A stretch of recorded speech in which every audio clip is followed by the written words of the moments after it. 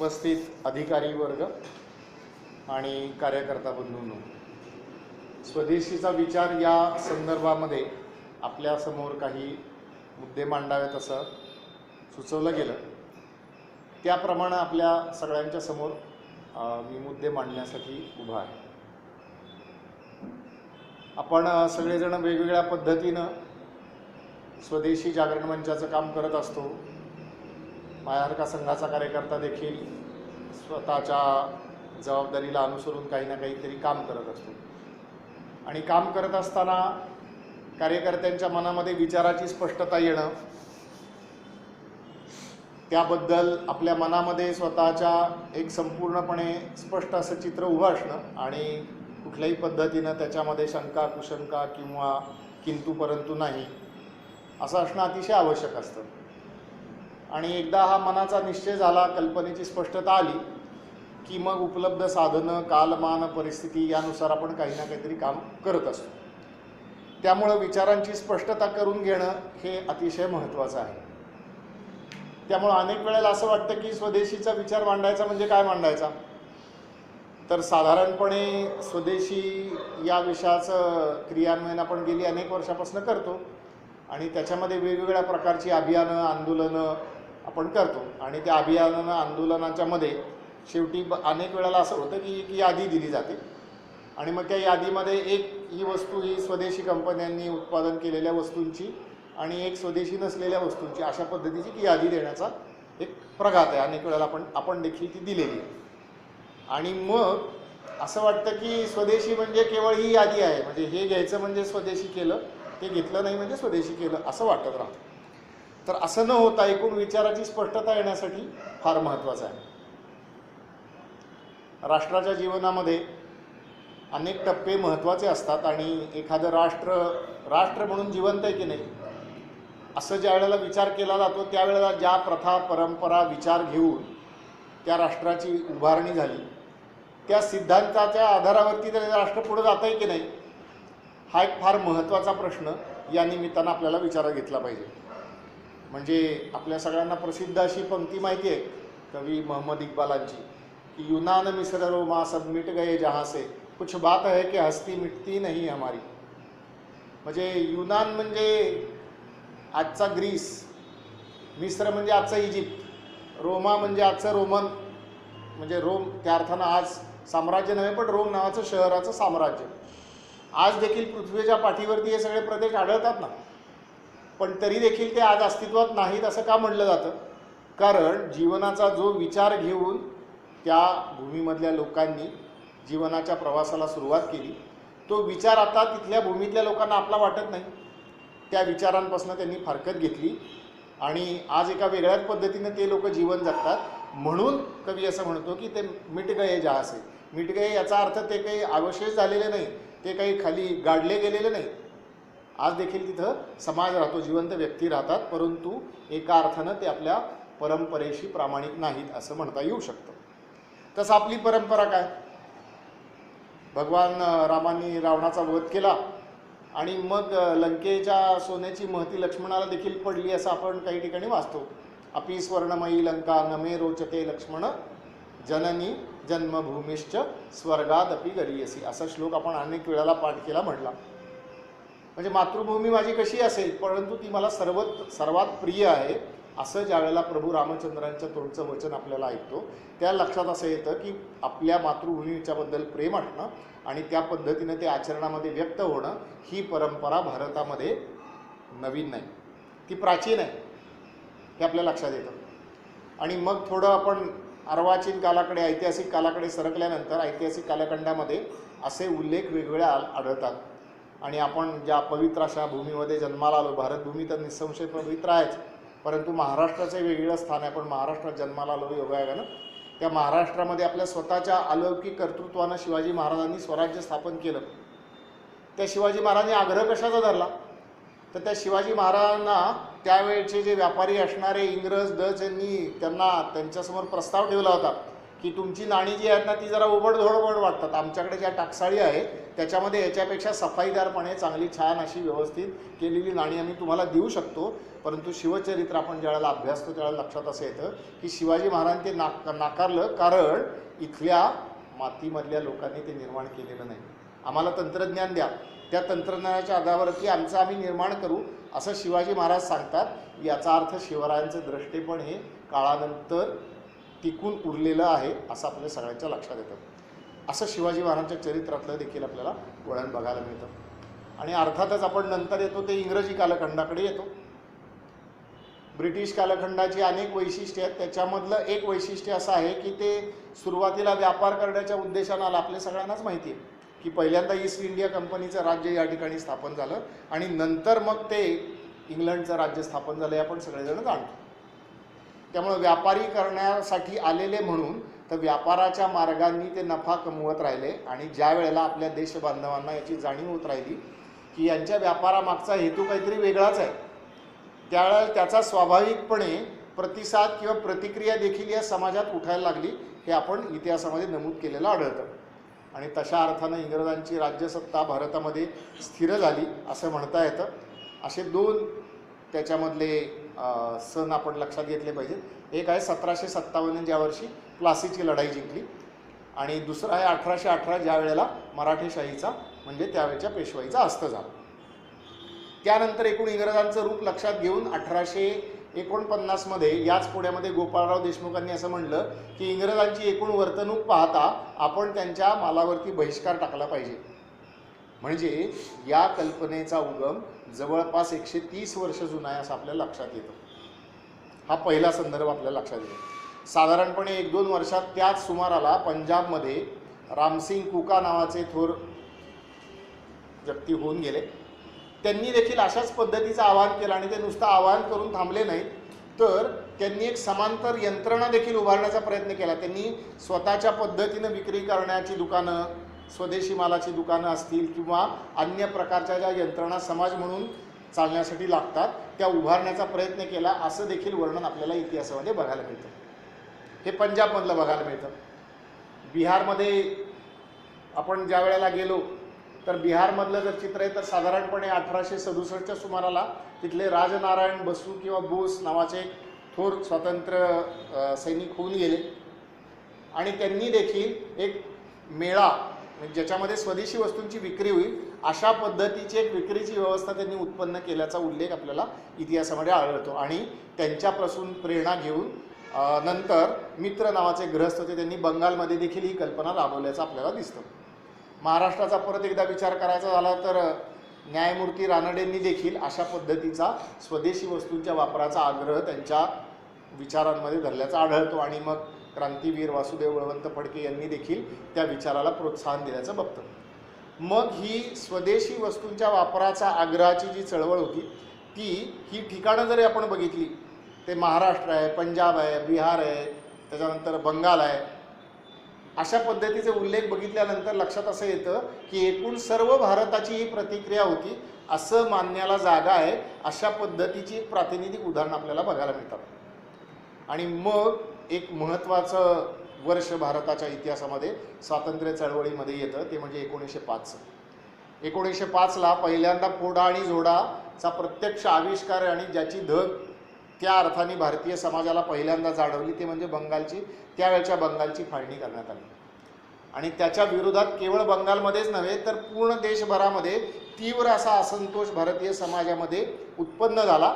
आणि त्यावेळची जी स्वातंत्र्यासाठी चळवळ करणारी जी संघटना होती काँग्रेस, इंडियन नॅशनल काँग्रेस, त्यांचे जे आध्वर्य नेते होते त्या सगळ्यांनी या सगळ्या गोष्टींचा स्वीकार केला आणि आग्रहपूर्वक स्वदेशीचा स्वीकार 1905च्या चळवळीच्या टप्प्यानंतर आग्रहपूर्वक आपल्या देशाच्या इतिहासामध्ये मोठ्या संघटित प्रमाणात झाल्याचं दिसतं.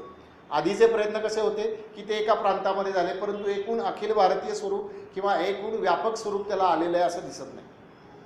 आणि मग याच वर्षी आपल्याला लक्षात असं येतं की ज्या ठिकाणी आपण आत्ता बसलो होतो याच्यापासून अगदी समोरच्या बाजूला 7 ऑक्टोबर 1905 रोजी स्वातंत्र्यवीर सावरकरांनी याच ठिकाणी विदेशी कपड्यांची होळी केली. हे त्याच आंदोलनाचं फल. आणि त्याच आंदोलनामध्ये या भारतभूमीला एक नवीन मंत्र मिळाला आणि तो म्हणजे वंदे मातरमचा. हे त्या आंदोलनाचं वेगळेपण. आणि मग ते स्वदेशीचं आंदोलन हा राष्ट्रीय चळवळीचा भाग, स्वातंत्र्य चळवळीचा भाग असं त्यापासून मानलं गेलं. आणि मग ज्यांचा फोटो आपण या ठिकाणी लावला आहे त्या हुतात्मा बाबू गेनूंचं बलिदान त्यानंतर काही वर्षांनी झालं.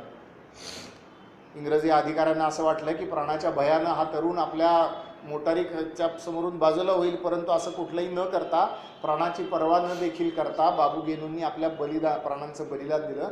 अशी अद्वितीय घटना आपल्याला देशाच्या चळवळीत बघायला मिळते. आणि हा सगळा इतिहास, हा स्वातंत्र्य आणि स्वदेशीचा लढा हा हातात हात घालून चाललेला आपल्याला बघायला मिळतो. आणि मग या प्रवासामध्ये या सगळ्या विषयाची मांडणी अनेक थोर व्यक्तींनी केल्याचं आपल्याला लक्षात येतं. मग त्याच्यामध्ये महात्मा गांधींचं नाव आग्रहपूर्वक आपल्याला घ्यायला पाहिजे. महात्मा गांधींनी अनेक ठिकाणी स्वदेशी या विषयाचा आग्रह केलेला आपल्याला दिसतो. अनेक त्यावेळेचे विचारवंत आहेत, त्यांनी पण या विषयाचा आग्रह केलेला आपल्याला दिसतो. आणि अशी मांडणी करणारे आणि त्याच्या मागे एक सिद्धांत उभा करावा लागतो, व्यापक अशी मांडणी उभी करावी लागते. ती मांडणी देखील आपल्याला केल्याचं बघायला मिळतं. आणि आपल्या सगळ्यांना माहिती आहे की 15 ऑगस्ट 1947ला आपण खंडित रूपात का होईना पण स्वतंत्र झालो. जवळपास 1000 वर्षाच्या संघर्षानंतर या भारतभूमीमध्ये पुन्हा एकदा स्वातंत्र्याची पहाट झाली आणि ती असेतू हिमाचल झाली. परंतु खंडित स्वरूपात का होईना आपल्याला स्वातंत्र्य मिळालं का? एके वर्षी राष्ट्रीय स्वयंसेवक संघाचे ज्येष्ठ कार्यकर्ते मोरोपंत पिंगळे यांचं बोलणं ऐकण्याचा मला योग आला. त्यावेळेला मी संभाजीनगरला प्रचारक होतो. आणि त्यावेळेला ते म्हणताना त्यांनी वाक्य असं उच्चारलं, आपल्याला स्वराज्य तर मिळालं पण आपल्याला स्वातंत्र्य मिळालं का? किंवा आपण स्वातंत्र्य अंमलात आणलं का? असा त्यांचा प्रश्न होता. स्वराज्य याचा अर्थ काय की काल परवा इंग्रज किंवा कधी मोगल आमच्या देशावरती राज्य करत होते, आता आमच्याच देशबांधवांच्यापैकी कोणीतरी निवडून येतात आणि ते सत्ता चालवतात. त्यामुळं स्वकीयांचं राज्य आलं हे बरोबर आहे, पण स्वतःचं तंत्र आलं का?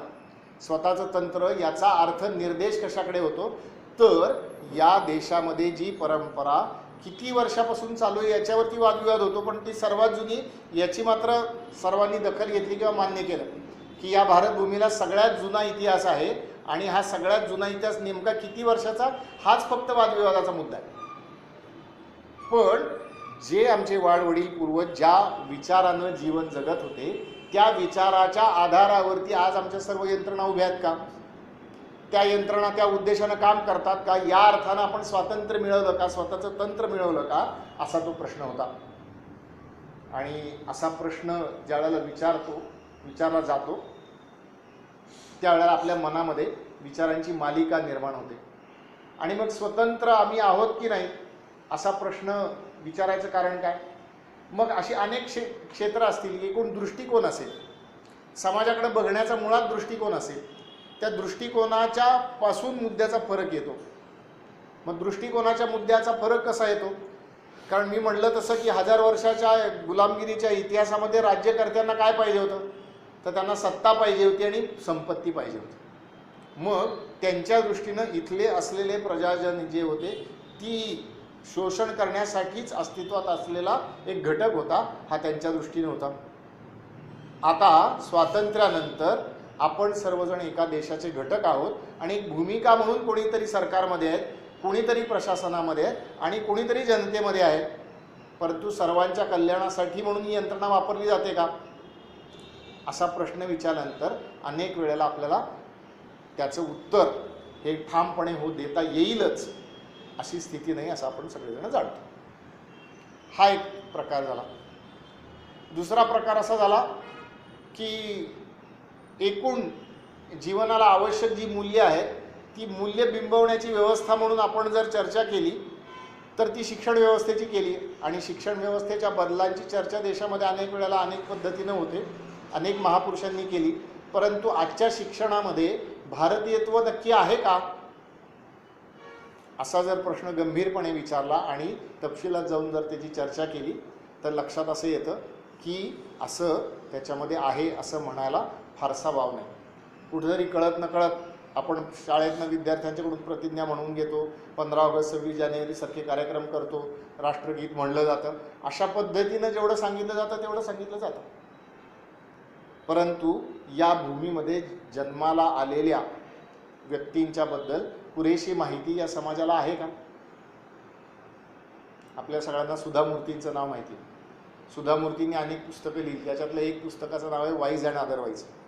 त्याच्यामध्ये त्यांनी एक स्वतःचा अनुभव लिहिला. त्यांनी स्वतःचा अनुभव अशासाठी लिहिला की त्यांच्या सामाजिक कार्याबद्दल त्यांचे अनेक ठिकाणी गौरव सत्कार होतात आणि असाच एक सत्कार त्यांचा झाशीच्या जवळ झाला आणि झाशीच्या जवळ झाल्यामुळे त्यांना झाशीच्या राणीचा एक सुंदर असा अश्वारूढ पुतळा त्यांना भेट देण्यात आला. त्यांना तो पुतळा फार आवडला आणि म्हणून येताना परतीच्या प्रवासामध्ये त्यांनी आपल्या विमानातल्या वरच्या कंपार्टमेंटमध्ये त्यांनी तो पुतळा ठेवला. उरलेलं सामान त्यांनी बाकीच्या व्यवस्थेत न ठेवून दिलं, परंतु तो पुतळा त्यांनी जवळ ठेवून दिला. त्यांच्या शेजारी एक तरुण आणि तरुणी बसले होते आणि थोड्या वेळानं बोलचालीला सुरुवात झाली आणि बोलचालीला सुरुवात झाल्यानंतर त्या तरुणांनी प्रश्न असा विचारला यांना की का हो म्हणे तुम्ही रेस वगैरे खेळता का? घोड्यांच्यावर तुम्ही पैसे लावता का? सुधामूर्ती म्हटल्या मी काही घोड्यांवरती पैसे वगैरे लावत नाही. मग ती मुलगी म्हणाली मग तुमचं काही स्टड फार्म वगैरे आहे का? तर त्या म्हणाल्या माझं पण तसं काही नाही आहे. आता त्यांच्या मनात प्रश्न आला की आपलं असं काहीतरी असं या मुलांना का वाटतं बरं? म्हणून त्यांनी प्रश्न असा विचारला की का बरं तुम्हाला असं वाटलं की माझा याच्याशी काही संबंध आहे?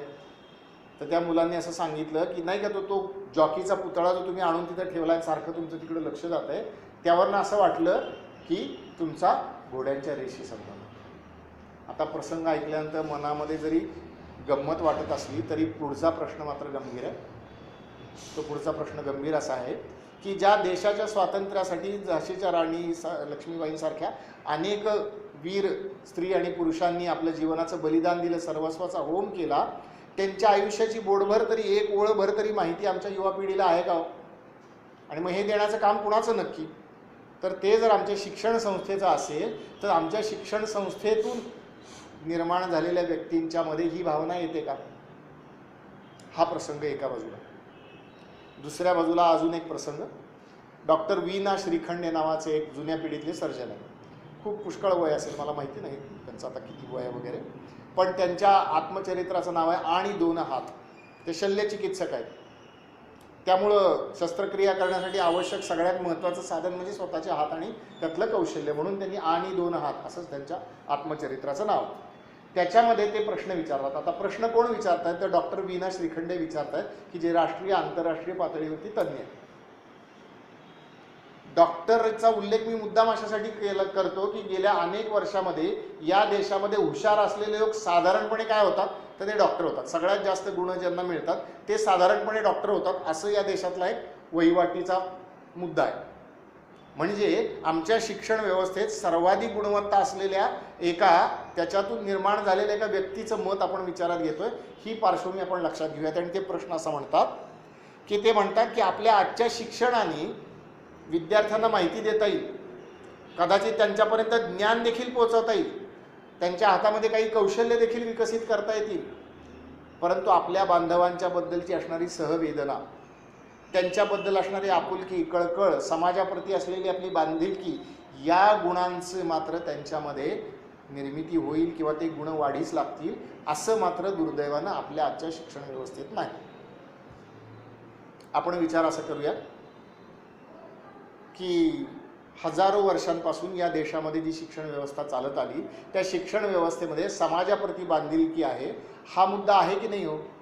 अशा जुन्या अनेक घटना आपल्याला सांगता येतील, परंतु आजच्या शिक्षण व्यवस्थेतनं ते होत नाही असं माझं व्यक्तिगत मत नाही. या शिक्षण व्यवस्थेतलं सर्वोच्च कौशल्य ज्यांनी मिळवून दाखवले त्या व्यक्तीचं मत आपण विचारात घेतो. म्हणून आपण स्वराज्य तर मिळवलं, पण आपण स्वातंत्र्य मिळवलं का, असा प्रश्न विचारल्यानंतर मनाला वेदना होतात आणि विचार करायला आपण भाग पाडतो. आणि मग त्या मुद्द्यावरती आपण स्वदेशीच्या विचाराकडे येतो. आणि मग हे भारतीयत्व, स्वदेशी हे भारतीयत्वाशी निगडीत आहे असं आपण सगळेजण लक्षात घेऊया. आणि भारतभूमीचं वेगळेपण जगामध्ये आहेच. म्हणजे आपण भाग्यानं भारतामध्ये जन्माला आलो म्हणून मी असं म्हणतो, असं कृपा करून आपण समजून घेऊ नये. तर त्याच्यामागे अनेक पुरावे आणि संदर्भांनी हे मुद्दा आपल्याला मांडता येईल किंवा तो दाखवून देखील देता येईल. परंतु भारतभूमीचं वेगळेपण आहे आणि हे भारतभूमीचं वेगळेपण तिच्या विचारामध्ये आहे. विचारामध्ये काय आहे तर भारतभूमीचं विचार जो आहे तो एकात्म विचार आहे. त्याच्यामध्ये असे कप्पे पडलेले गेलेले नाही आहेत. आणि आज ज्याला आधुनिक म्हणलं जातं, म्हणजे जे पाश्चात्य विचारवंत आहेत, त्याच्यामध्ये एका टप्प्यापर्यंत आपल्याला मांडणी अशी दिसते की कप्पेबंद मांडणी होती. म्हणजे व्यक्ती वेगळा आहे, कुटुंब अजून वेगळं आहे, त्याच्यापासून निर्माण होणारा समाज वेगळा आहे, मग त्याच्यापासून निर्माण होणारा देश वेगळा आहे, मग देशांपासून निर्माण होणारं जग वेगळं आहे, अशा प्रकारची मांडणी केली जाते. हे तर एका बाजूला झालंच, पण दुसऱ्या बाजूला जीव जो काही आहे तो फक्त माणसाचाच आहे असं पण तिकडे 100-150 वर्षापर्यंत मांडण्याची पद्धत होती. ज्यावेळेला डॉक्टर जगदीशचंद्र बसूंनी त्या लंडनच्या रॉयल सोसायटीमध्ये तो प्रयोग सिद्ध करून दाखवला, त्यावेळेला तिथल्या शास्त्रज्ञांनी मान्य केले की वनस्पतींना जीव असतो. पण आपल्याकडे समजूत काय? जडी स्थळी काष्टी पाषाणी चर अचरामध्ये परमेश्वर आहे, हे तत्वज्ञान मात्र फक्त आणि फक्त भारतभूमीमध्येच आहे. आणि हे कधीच आहे सांगता येत नाही, कधीच आहे. एक अगदी छोटी घटना साधारणपणे 2000 वर्षापूर्वी घडली. तामिळनाडू राज्यामध्ये आपण सगळेजण श्रेष्ठ संत थिरुवल्लुवर यांचं नाव ऐकलं. त्यांच्या जीवनातली घटना. ते व्यवसायानं कपडे विणायचे, ते विकायचे, त्याच्यातून जे काही पैसे मिळतील त्याच्यावरती आपला चरितार्थ चालवायचा. आणि एके दिवशी त्यांनी अत्यंत सुंदर वस्त्र विणलं आणि एका बाजारात येऊन ते विकायला बसले. आणि मग त्या गावातला कदाचित श्रीमंताचा बडे बाप का बेटा असं म्हणलं आता त्या पद्धतीचा तो मुलगा असेल, तो आला आणि त्यांनी ते असं वस्त्र धरलं हातामध्ये आणि त्यांनी विचारलं की याची किंमत किती. मग त्यांनी त्याची किंमत सांगितली, समजा 2 रुपये, त्याची किंमत 2 रुपये. त्या मुलाच्या मनात काय आलं कोण असतो, पण त्यांना असं बरोबर 2 तुकडे केले, एक तुकडा टाकून दिला. आता म्हणले याची किंमत किती, आता म्हणे 1 रुपया. पुन्हा 2 तुकडे केले, 50 पैसे, 25 पैसे, असं करता करता करता काही मिनिटाच्या अवधीमध्ये त्या वस्त्राचे तुकडे तुकडे झाले आणि चिंध्या झाल्या. मग एक चिंधी त्या तरुण मुलाने अशी धरली आणि आता बोला ह्याची किंमत किती.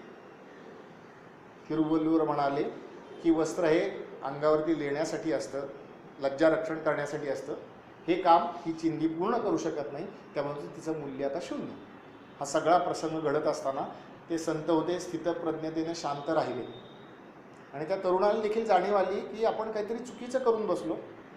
आणि म्हणून तो खाली वाकून त्यांच्या पाया पडला आणि तो म्हणला, माफ करा, मी तुमची परीक्षा नको पाहायला पाहिजे होती, परंतु मला तुम्ही माफ करा. मग त्याला उत्तर काय देतात थिरुवल्लुवर ते देतात की तुला माफी मागायची असेल तर माझी मागून चालणार नाही, माझ्या कुटुंबियांची मागायला पाहिजे, कारण ते माझ्याबरोबर आहेत, म्हणून मी वस्त्राचं उत्पादन करू शकतो. केवळ माझ्या कुटुंबाची माफी मागून चालणार नाही, ज्या शेतकऱ्यानं काबाड कष्ट केले, शेतामध्ये कापूस पिकवला, त्याची माफी मागायला पाहिजे. केवळ शेतकऱ्याची माफी मागून चालणार नाही, त्या कापसाच्या बीची तुला माफी मागायला पाहिजे, तिचं झाड झालं. केवळ त्या बीची माफी नाही, त्याचबरोबर उजेड, वारा, पाणी हे सगळं आवश्यक आहे, म्हणजे तुला सर्व पंचमहाभूतांची माफी मागायला पाहिजे. आता ही 2000 वर्षापूर्वीची घटना आपण ज्या वेळेला ऐकतो त्यावेळेला लक्षात असं येतं की या देशाचा विचार कसा आहे, तर या देशाचा विचार हा एकात्म विचार आहे. आणि एकात्म विचार असल्यामुळे माणसांचा सृष्टीवरती वेगळा अधिकार आहे आणि आम्ही सृष्टीचे राजे आहेत, अशा पद्धतीची भूमिका केव्हाही आपल्याला बघायला मिळत नाही. पण दुर्दैवानं पाश्चात्य विचारांच्या मध्ये असं बघायला मिळतं की भूमिकाच मुळात ही सिद्धांतिक भूमिकाच ही आहे, तत्त्वज्ञानच हे आहे की माणूस हा सर्वात श्रेष्ठ आहे आणि माणसाच्या सुखासाठी सर्व गोष्टींची निर्मिती आहे. त्यामुळे कसा उपयोग करायचा हे माणसाच्या हातात आहे, मग त्या सृष्टीचं काही का होईना. हे बघितल्यानंतर आपल्या लक्षात असं येतं की आजचे जे जगासमोर असून प्रश्न आहेत त्याच्यात पर्यावरणाचा जो प्रश्न गंभीर आहे, त्या गंभीर प्रश्नाचं मूळ कारण त्या दृष्टिकोनात आहे. दृष्टिकोन जर ओरबाडण्याचा असेल, लुबाडण्याचा असेल, तर त्याच्यातून स्वाभाविकपणे प्रश्न निर्माण होणार. आणि म्हणून हा दृष्टिकोन इथं आहे. अजून एक उदाहरण द्यायचं झालं, आता ते हळूहळू मागं पडत झालं, परंतु काही प्रमाणात ते अजून देखील लागू आहे. ते म्हणजे की व्यक्तीचा देखील विचार शरीराचा वेगळा करायचा, मनाचा वेगळा करायचा, बुद्धीचा वेगळा करायचा, आत्म्याचा वेगळा करायचा, अशा पद्धतीचं होतं. परंतु हळूहळू आता तिथं लक्षात असं आलं आहे की शरीर, मन, बुद्धी, आत्मा हे सगळं मिळून जो बनतो तो व्यक्ती आहे. कुठेतरी गडबड असेल तरी देखील अंतिमता त्याचा परिणाम दिसतो तो शरीरावरती दिसतो. आणि मग कुठे कुठे आता सायकोसोमॅटिक डिसिजेस वगैरे अशा पद्धतीची भाषा तिथं सुरू झाली. मग आपल्याकडे बघायचं झालं तर आपल्याकडे 5 प्रकारच्या कोशांची पंचकोश थिअरी आपण ज्या वेळेला बघतो त्यावेळेला पंचकोशामधल्या कुठल्याही कोशामध्ये जरी गडबड असेल किंवा त्याच्यामध्ये काहीतरी प्रश्न निर्माण झाला असेल तरी अंतिम त्याचं जे लक्षण दिसतं ते मानवी शरीरात दिसतं. त्यामुळे व्याधी केवळ शरीराशी जोडलेल्या आहेत असं नाही, तर या 5 कोशांशी जोडलेल्या आहेत. मग त्या पद्धतीने उपचार करायचे अशा पद्धतीची सुद्धा मांडणी आपल्या भारतभूमीमध्ये होते आणि आत्ताच्या काळाच्या आधारावरती ती मांडणी करून सिद्ध करण्याचा प्रयोग देखील आपण बंगलोरमध्ये सुरू असलेला बघतो. त्यामुळे स्वदेशीचा विचार करत असताना या एकात्म दृष्टिकोनाकडं बघण्याची अत्यंतिक महत्त्वाची आवश्यकता आहे. आणि मग आपण व्यावहारिक मुद्द्यांच्याकडे हळूहळू क्रमाक्रमानं यायला लागतो. आणि मग आपण असं म्हणतो की सध्याचं युग जे आहे ते जागतिकीकरणाचं आहे आणि ते आहे याच्यात काही वादच नाही. म्हणजे झालेले जे सर्व प्रकारचे आंतरराष्ट्रीय करार आहेत आणि त्याच्यातून होणारे आंतरराष्ट्रीय व्यापार वगैरे सगळ्या गोष्टी आहेत. परंतु हे जागतिकीकरण आत्ता एका पद्धतीने चौकटीत बसवण्यात आलेलं आहे. परंतु ते जागतिकीकरण जगाला नवं आहे का हो असा प्रश्न विचारला तर लक्षात असं येतं की ते जगाला तशा अर्थानं नवीन नाही आहे. मग तशा अर्थानं नवीन नाही, मग याचा पुरावा काय? याचा पुरावा आपल्याला अनेक पद्धतीनं देता येतो. म्हणजे उदाहरणार्थ सिल्क रूट नावाच्या एका मार्गाची चर्चा होते. आता हे सिल्क रूट जर आपण नकाशावरती जर तो रेखांकन त्याचं करत गेलो तर तो अनेक देशांना जोडणारा आहे. म्हणजे त्या काळी जे देश म्हणून अस्तित्वात होते त्या देशांमध्ये व्यापार करण्यासाठी म्हणून तो मार्ग निर्माण झाला आणि म्हणून त्याला तो सिल्क रूट असं नाव देण्यात आलं. हा एक प्रकारचा आंतरराष्ट्रीय व्यापारच आहे ना. भारताची प्रसिद्धी होतीच ना, आंतरराष्ट्रीय व्यापारामध्ये भारताची प्रसिद्धी होती. आणि हे तुम्ही मी म्हणून चालत नाही, तर मूर नावाचे एक शास्त्रज्ञ, त्यांचा मूर स्कर नंतर आपण केव्हा तरी गुगलवरती सर्च करून बघू देखील शकतो. त्यांनी आकडेवारीच्या आधारावरती याची मांडणी केली आणि त्यांनी असं दाखवलं की इसवी सन 1 पासून ते साधारणपणे 2000 सालापर्यंतचा हा जर कर्व बघितला तर क्रमाक्रमाने एकूण जागतिक जे उत्पादन आहे किंवा जागतिक उत्पन्नातला भारताचा वाटा कमी झालेला आपल्याला बघायला मिळतो. म्हणजे इसवी सन 1 मध्ये एकूण जगाच्या उत्पन्नामध्ये भारताचा वाटा जवळपास 30 ते 35% होता. याचा अर्थ उरलेले जे 65 ते 70% होते ते अन्य देशांचे लोक एकमेकांशी व्यापार करत होते की नव्हते.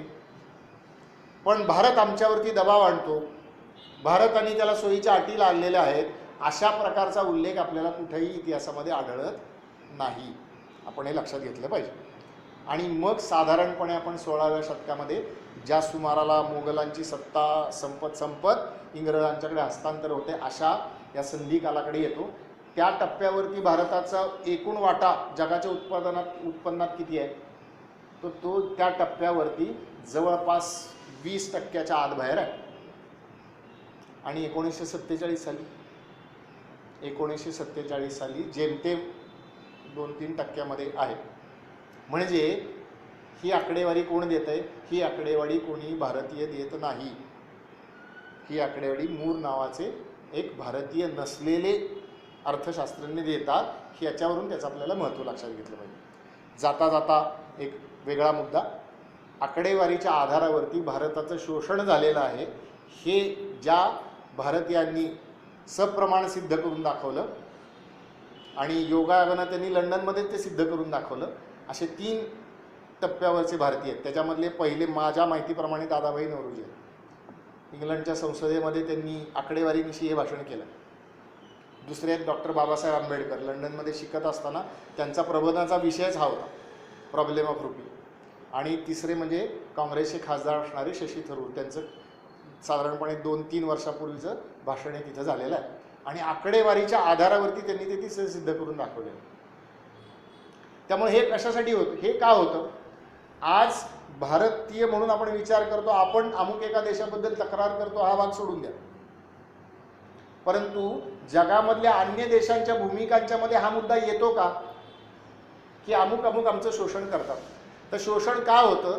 तर आम्ही कोणीतरी वेगळे आहोत आणि ते कोणीतरी वेगळे आहेत. मग या आम्हीमध्ये कदाचित इंग्लंडवाले येतात, कदाचित अमेरिकन येतात, कदाचित चीनी लोक येतात आणि ते मध्ये कदाचित आफ्रिकेमधले लोक येतात, मध्यपूर्वेमधले लोक येतात, आशियाई देशांमधले लोक येतात, भारतामधले येतात. आता हे मूळ तत्त्वज्ञानात सुरू झालं की आम्ही आणि ते वेगळे आहे आणि त्याचा परिणाम क्रमाक्रमाने आपल्या जीवनावरती झालेला आपल्याला बघायला मिळतो. आणि त्यामुळे स्वदेशीचा ज्या वेळेला आपण विचार करतो त्यावेळेला तो अनेक अंगानं करण्याची गोष्ट आहे. म्हणजे आपण आर्थिक गोष्टींवरती बोलतोय, तर आर्थिक अंगानं तर विचार आपल्याला करायलाच पाहिजे.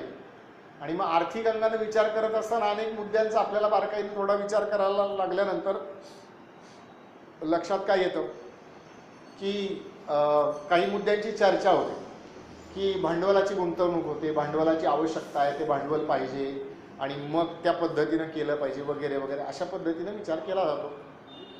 हा केला जातो, पण हे बरोबर आहे.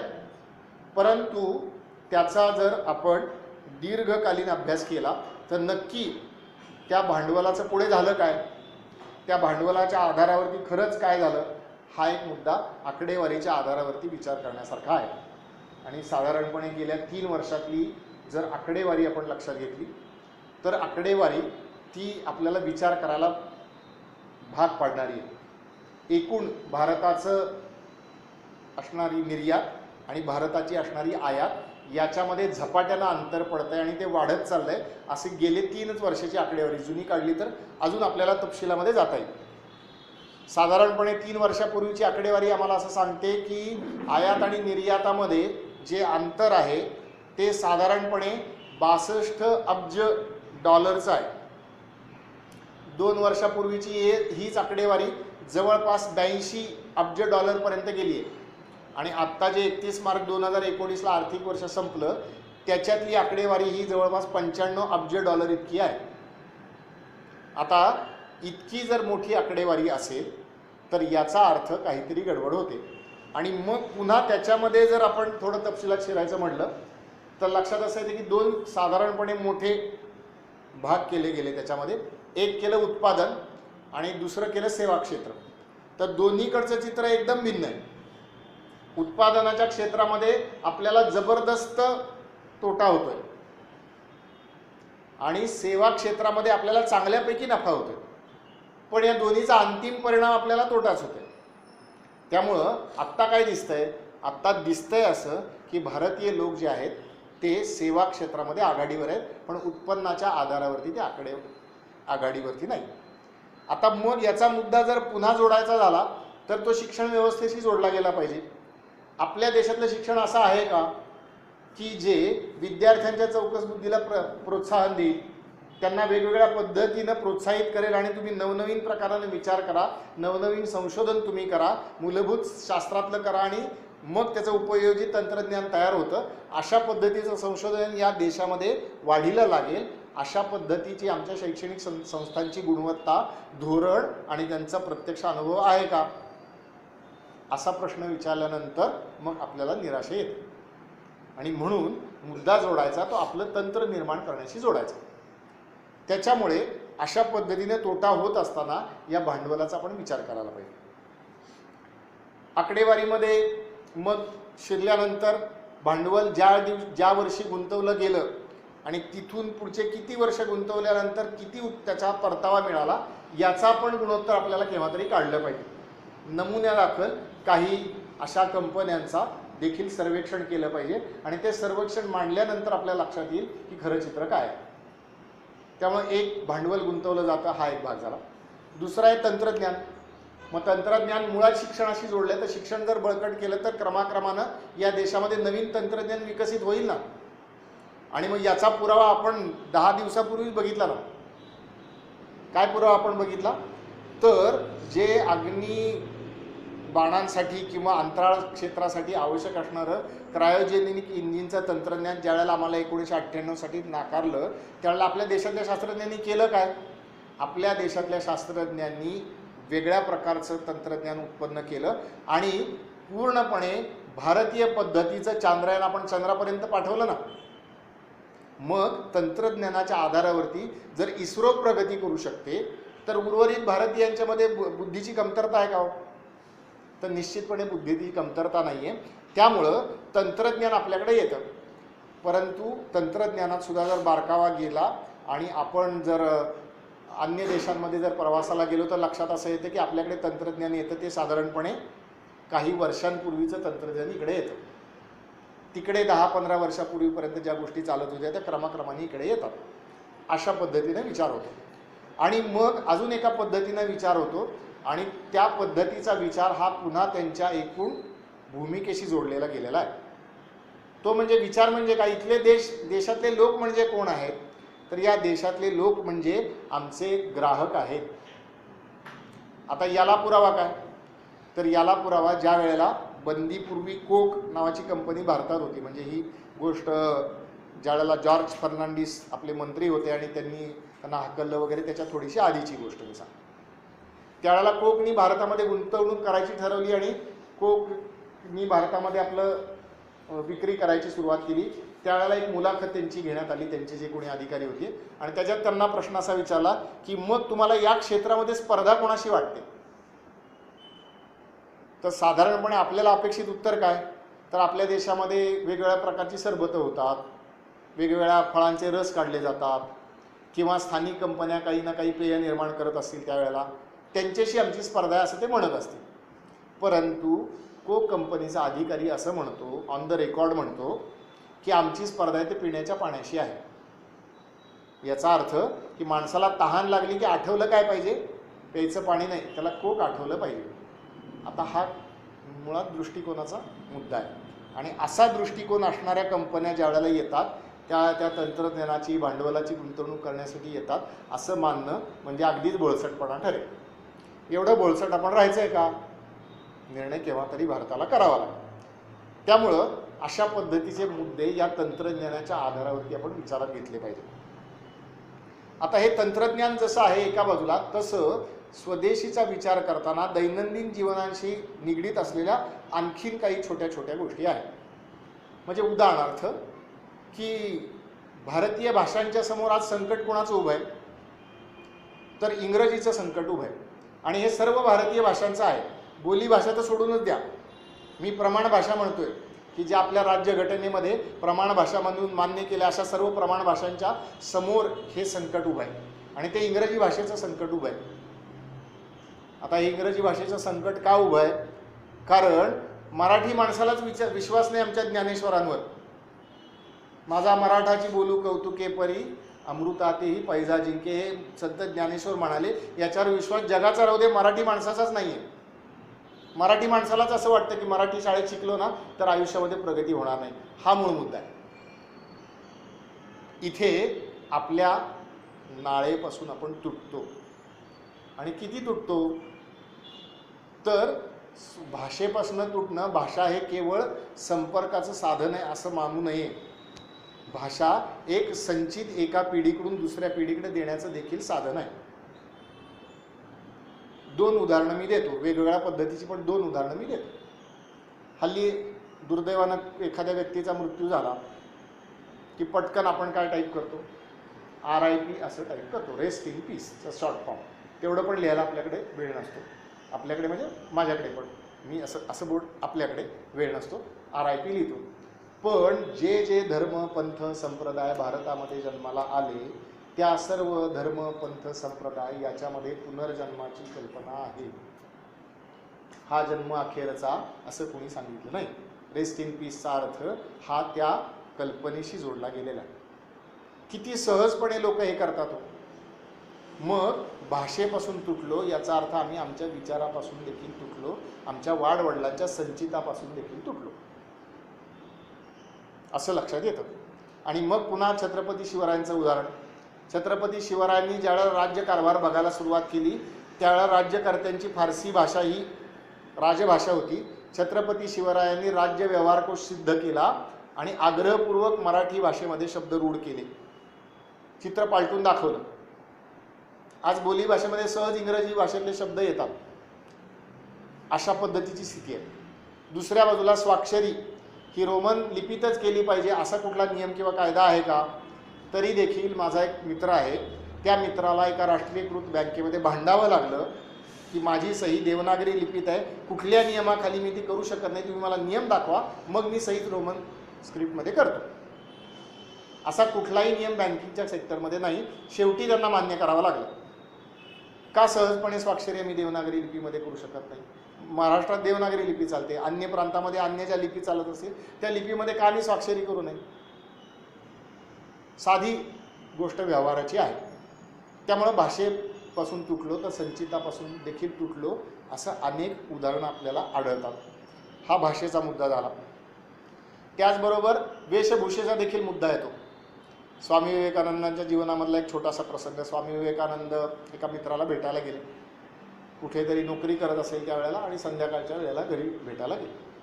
आणि घरी भेटायला गेल्यानंतर अर्थातच ती इंग्रजांच्या काळातली गोष्ट, त्यामुळं इंग्रजी पद्धतीचा पोशाख घालून वगैरे वगैरे बसला होता. स्वामी विवेकानंद बोलता बोलता असं म्हणाले की जर तुला नोकरीची आवश्यकता म्हणून जर तिथं इंग्रजी पद्धतीचा पेहराव करणं आवश्यक वाटत असेल, घरी तर तुझ्यावर बंधन आहे का?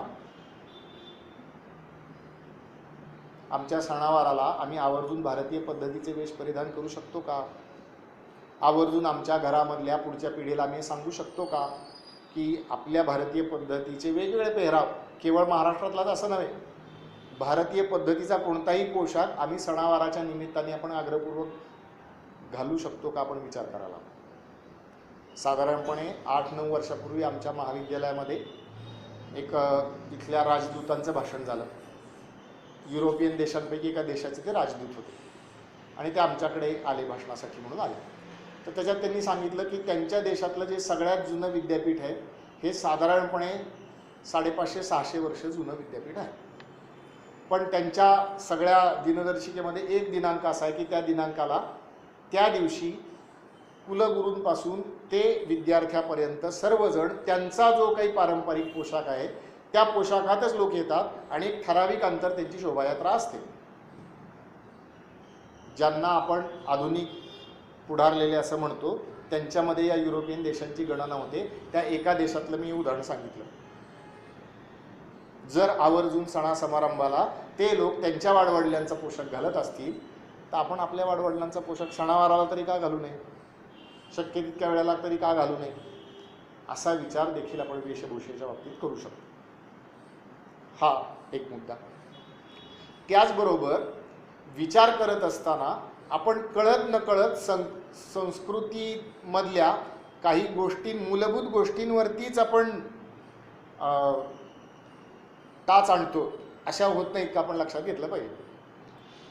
म्हणजे काही दिवसांपूर्वी फेसबुकवरती एकाची पोस्ट बघितली, तर त्याच्या आईवडिलांच्या लग्नाचा काहीतरी 25वा का 50वा वाढदिवस होता.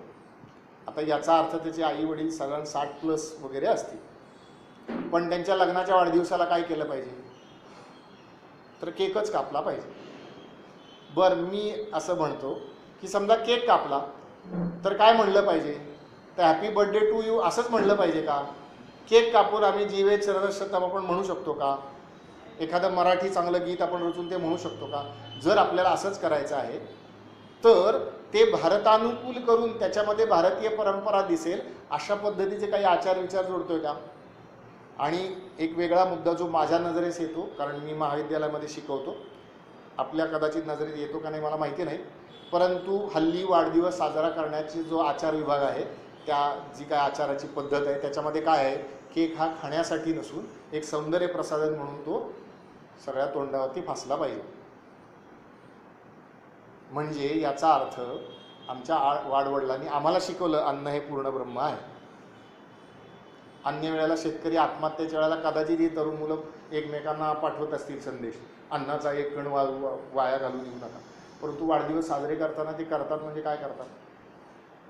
ते एकमेकांच्या तोंडाला केक फासतात. त्याशिवाय तो केक म्हणजे वाढदिवस झाला असं म्हणत नाही. अजून त्याच्यात काही पद्धतीत, परंतु हे कशाचं लक्षण आहे? हे आम्ही आमच्या वाडवडिलांचं संचित सोडून कुठे ना कुठेतरी चाललोय अशा पद्धतीचं झालं. एके ठिकाणी मध्यंतरी एकाने गमतीशीर प्रश्न विचारला. ते म्हणे की आपला कुठलाही चित्रपट घ्या, मराठी घ्या, हिंदी घ्या, बाकीच्या याचं माहीत नाही, पण मराठी घ्या किंवा हिंदी घ्या, तरुण तरुणी एकत्र येतात, एकमेकांवरती प्रेम होतं आणि मग ते प्रेम व्यक्त करतात. मराठी चित्रपट असू द्या, हिंदी चित्रपट असू द्या, तो गुडघ्यावर बसेल, फुलासा हातात धरेल आणि काय म्हणेल, का बरं भारतीय भाषांमधनं प्रेम होऊ शकत नाही व्यक्त? म्हणजे आमच्या भावना देखील व्यक्त करायला आमची भाषा आम्हाला पुरत नाही असं का वाटतं? हा अतिशय गंभीरपणे विचार करण्याचा मुद्दा आहे. त्यामुळे स्वदेशीचा विचार करताना भाषेचा या देखील अंगाने विचार करायला पाहिजे. भावनांचं प्रकटीकरण करताना देखील त्या पद्धतीने विचार करायला पाहिजे. एक वेगळा मुद्दा त्याच्यात तशा अर्थानं धार्मिक नाही असं आपण कृपा करून लक्षात घेऊया. एखादी ईद आहे, ईदचा शुभ संदेश पाठवताना काय लिहितात? ईद मुबारक असंच लिहितात. तुम्ही देवनागरीत लिहा किंवा रोमन स्क्रिप्टमध्ये लिहा, ते ईद मुबारकच लिहितात. मग आमची दिवाळी हॅपी कशी? का आपण विचार करू शकत नाही? म्हणजे आमच्या भावना व्यक्त करताना आम्ही आमच्या वाडवडिलांच्या परंपरेशी आम्ही बांधले गेलेलो आहोत की नाही, हा विचाराचा मुद्दा आहे. आणि मग व्यवहाराचे प्रश्न निर्माण होतात. मग व्यवहाराचे प्रश्न निर्माण होत असताना मग त्याचं सूत्ररूपानं विचार केला पाहिजे. अजून एक मुद्दा, ते म्हणजे आपलं घर. आपल्या घरात देखील भारतीय परंपरेचं प्रगटीकरण पुरेशा पद्धतीने होते की नाही आपण विचारात घेतलं पाहिजे. एक संघाचं कार्यालय बांधलं गेलं आणि मग ते संघाचं कार्यालय आहे, भारतीय पद्धतीचं कार्यालय, असं प्रगटीकरण करणारं काय आहे, त्याच्यावरती चिन्ह काय? मग तिथं असा ओम मोठ्या अक्षरात लिहिला. आणि आपण लक्षात घेऊयात की ओम हा जो आहे तो सर्व भारतीय धर्म संप्रदायांमध्ये त्याचं सारखंच महत्त्व आहे. संपूर्णपणे भारतीयांना स्वीकारार्ह असलेल्या भारतीयातल्या धर्मपंथांना असलेलं अक्षर आहे. असं ओम लावल्यानंतर मग लक्षात असं आलं की ते भारतीय पद्धतीचं आहे. आपल्या घरामध्ये अशा खाणाखुणा आपल्याला आवर्जून जपता येतील का?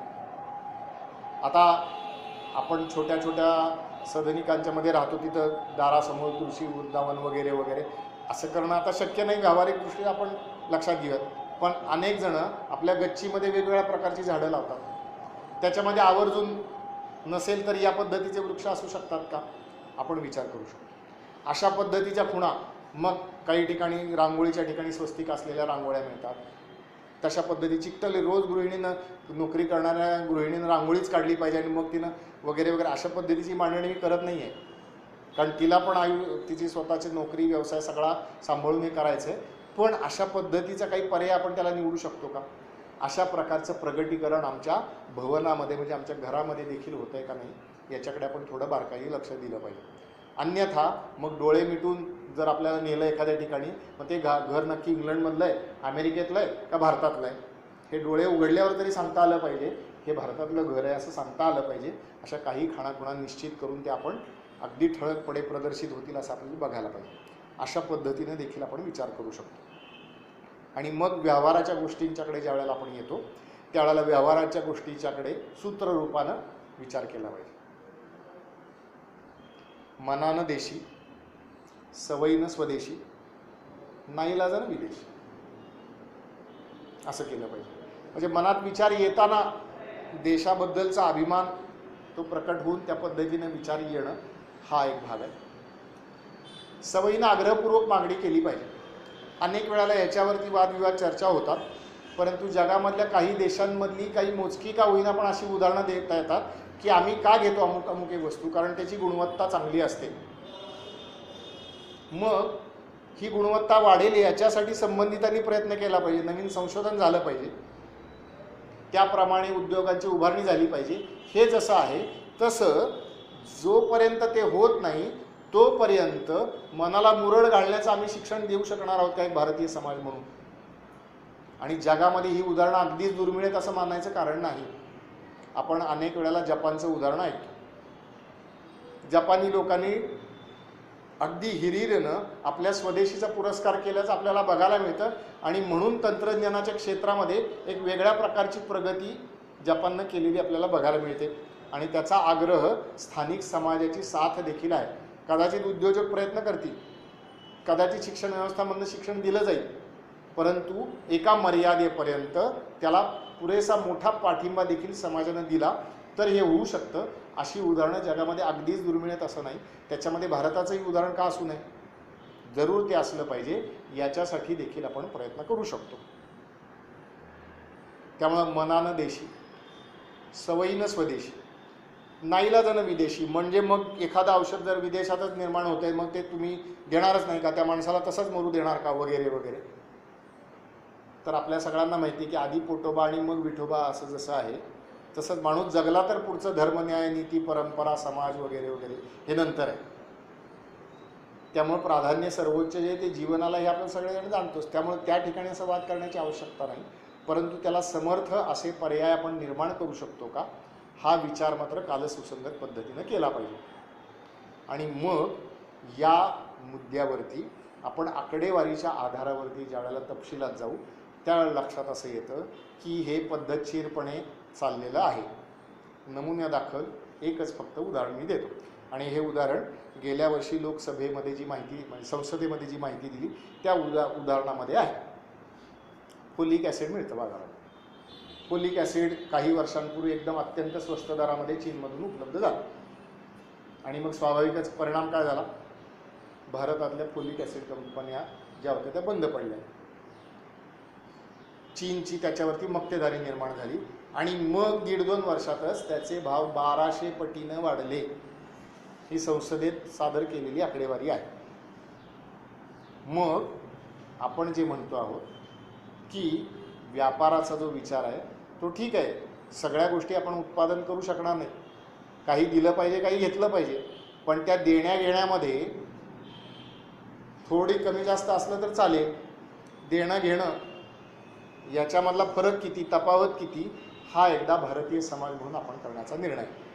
आणि मग या मुद्द्यावरती काही छोटे छोटे उपक्रम, छोट्या छोट्या गोष्टी, मुळांकडे जाण्याच्या गोष्टी अशा पद्धतीच्या केल्या तर त्याच्यातून काही वेगळे समर्थ असे पर्याय देखील आपल्यासमोर उत्पन्न राहतात. त्यामुळे जो विचार परंपरा घेऊन आपले वाडवडील चालले त्या आधारावरती आपलं जीवन जगणं हे भारतासाठी तर महत्त्वाचं आहेच, पण जगासाठी देखील आहे. काही वेळेला असं वाटण्याची शक्यता असते की भावनेच्या भरामध्ये, विषय मांडण्याच्या ओघामध्ये असं एखादं वाक्य बोलावं लागतं, परंतु घटनांच्या आधारावरती हा मुद्दा सिद्ध करता येतो किंवा दाखवून देता येतो. 2 वेगवेगळ्या प्रकारच्या घटना नमुन्यादाखल मी सांगतो. मध्य पूर्वेमध्ये 2 देशामध्ये साधारणपणे 4 वर्षापूर्वी युद्ध झालं, आणि त्या युद्धामध्ये भारतातले काही लोक त्या ठिकाणी अडकले. भारतीय वकिलांनी दोन्ही देशांशी संपर्क साधला, त्यांनी आपापसात तात्पुरती युद्धबंदी केली, भारतीय नागरिकांना बाहेर काढलं. भारतानं नागरिकांना बाहेर काढलं हे लक्षात आल्यानंतर जगामधले 40-50 देश भारताकडे आले.